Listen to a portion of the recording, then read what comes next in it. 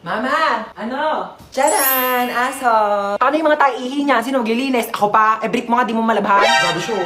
Ako nga bahala, ako maglilinis. Dali, try mo siya hawak, ano? Ayoko! Arte, Sige na, magbibis muna ako, Una, kaya.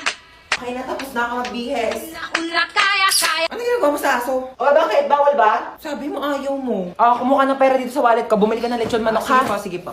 Ananingo ko. Nakabili na ako ng lechon manok. Sige, lagay mo dun sa lamesa. Sige. Yes! Kakain na ako. Hoy, ano kakain ka na? Kakain ako lechon manok. Ulam yan ng aso, hindi yan sa'yo. Ha? Meron dyan tuyo, merong dilis, yan yung ulamin mo. Bakit mas masarap yung ulam ng aso? Bakit marunong ba yung maglinis ng bahay? Marunong ba yung maghugas ng plato? Marunong ba yung maglaban ng damit?